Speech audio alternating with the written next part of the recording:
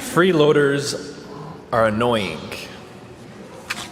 They take, but they'll never give in return.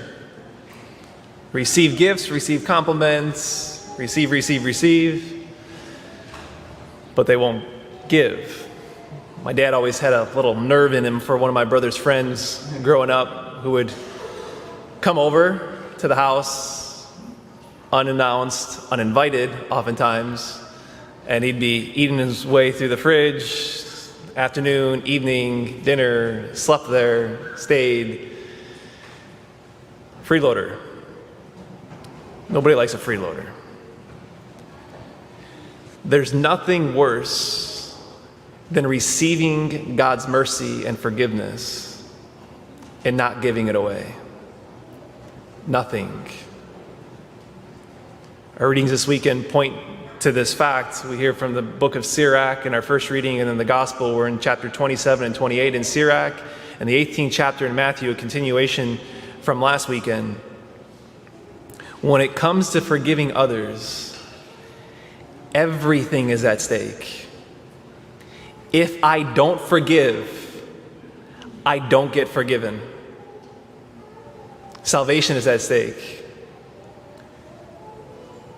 So the problem with that is that it's hard. For kids not so much. I mentioned before, I've come from a big extended family, 60 cousins just on my dad's side. 2 times a year we would gather together in one place. Christmas and the 4th of July. My dad's the 4th of 12, so most of the cousins are younger than me. But whether it's at those family gatherings, out on the recess, the playground with the kids, or now my nieces and nephews. But I remember a particular case on 4th of July outside, and two of the little kids were playing. One of them just came up to the other and just whacked him on the head. And of course, the look of horror on that child's mother, and says, tell him you're sorry. And then right away he says he's sorry. The one who got smacked hugs him right away, and they go off and playing. All his bliss. Easy. It's not so easy for us when we get older. Because oftentimes it's the ones that we love the most, the ones that are closest to us, when they harm us, it goes deep. And sometimes it's continual. It's over and over again. I'm wounded, I'm hurt. Which is why Peter asked the question today in our gospel, the question that's on everybody's mind. How many blows am I expected to take from the same person before I don't have to forgive them? And he says 7 times. And in that response, he's thinking he's being generous in suggesting 7 times. And Jesus says not 7 times, but 77 times. In other words, always, without exceptions of the circumstance, always.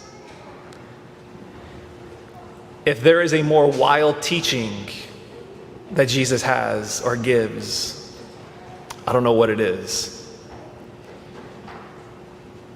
So I want to look at 3 things here. First, what is a false and common notion that we have of forgiveness?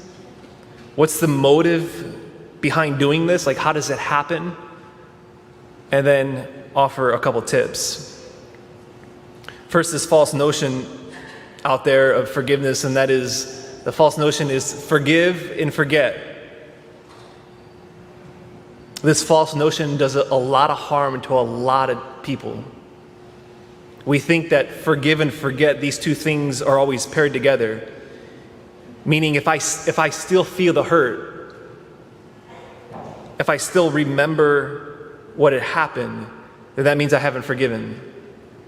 And that's just not true. Some of us have good memories, some of us have bad memories, but we all have good memories for those that wound us.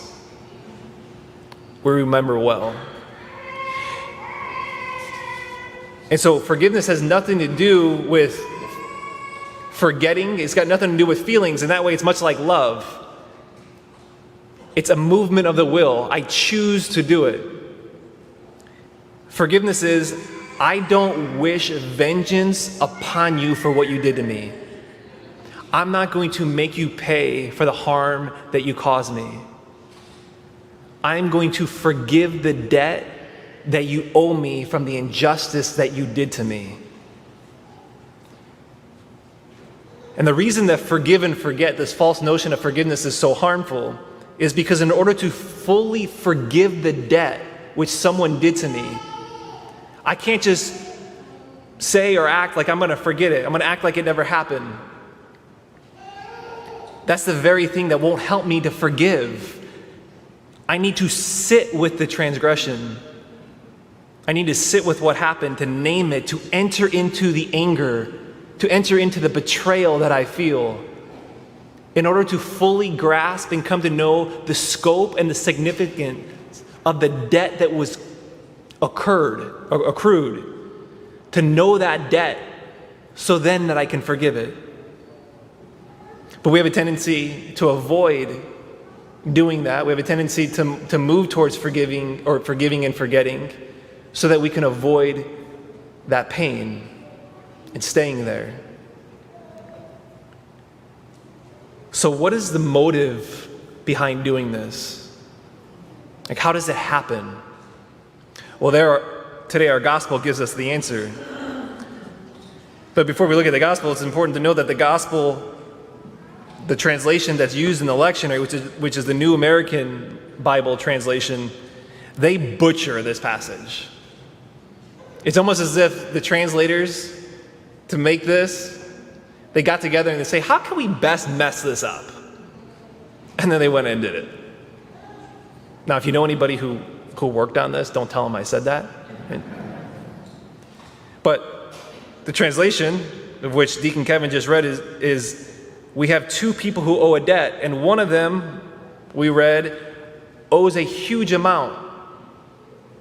Jesus didn't say he owes a huge amount. In the Greek, Jesus says, which is the Revised Standard Version picks this up, and other translations, is that he owed 10,000 talents. Well, we're like, what's 10,000 talents? That doesn't help me either.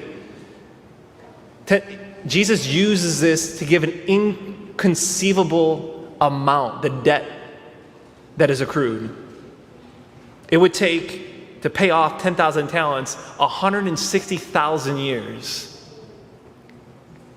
So this one debtor who stands for us in this parable owes an amount that he could never repay, ever. And he goes to the king and he begs him, he gets on all fours and says, be patient with me and I will repay you, of which he can't do. He can't repay what he owes. And the king, moved with compassion, forgives him, not just patient with him, he wipes it away. Every single one of us has accrued a debt that is impossible for us to pay off. When we sin against the infinitely loving God, there is an infinite gap or chasm that is created between us and God.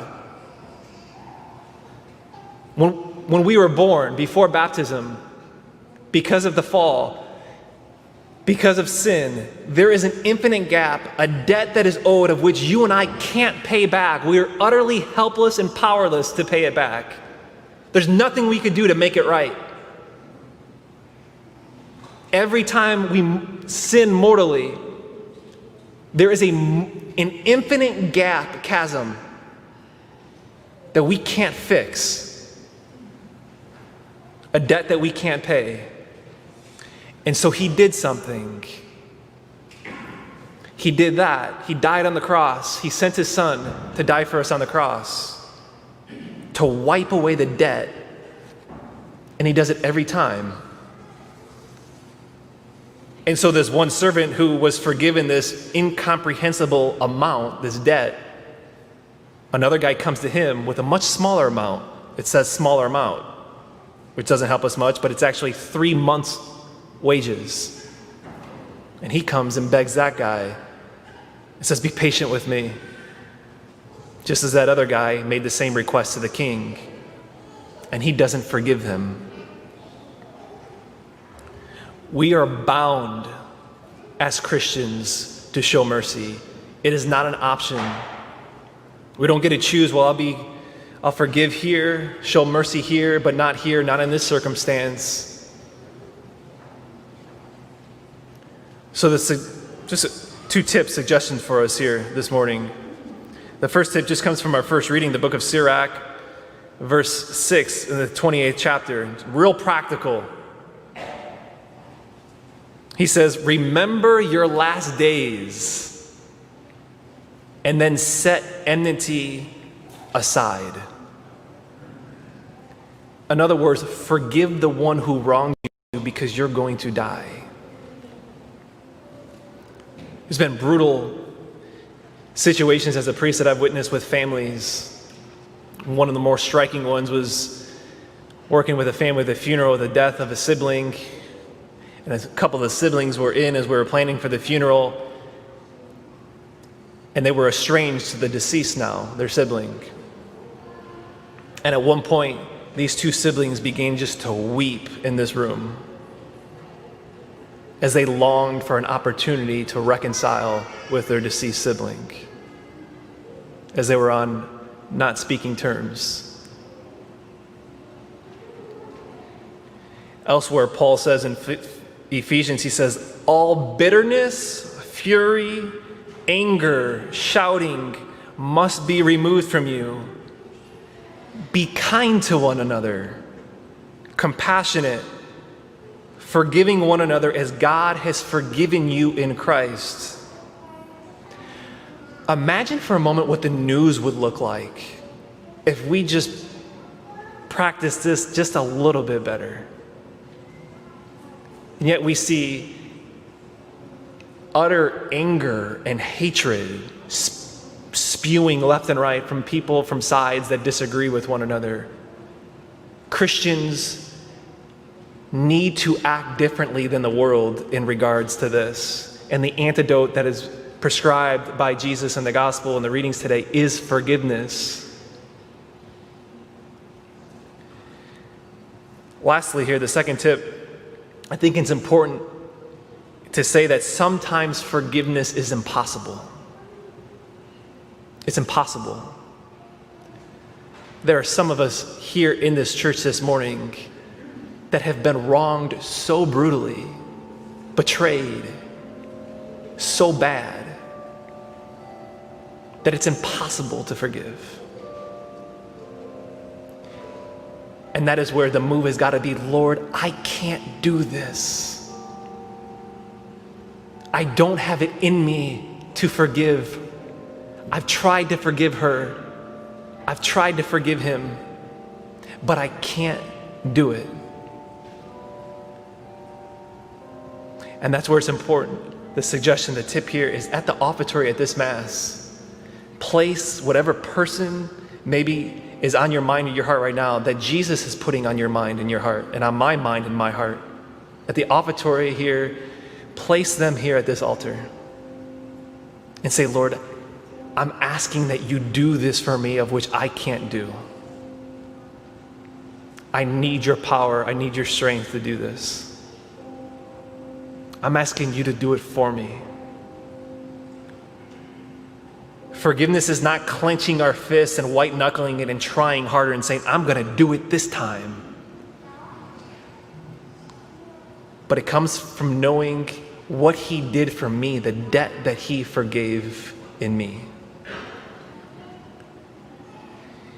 It's a tragedy if we are a freeloader when it comes to God's mercy and forgiveness. And I mean that literally. It's a tragedy. It will be a disaster. We will face the same fate as the servant did in the parable today, when the king turns to the servant and says, you wicked servant, I forgave you your entire debt. How much more should you be merciful? And then in anger, he handed him over to the torturers. And then as the parable ends, he turns to the disciples and he turns to you and me and says, so will my heavenly Father do to you, unless each of you forgive your brother from your heart.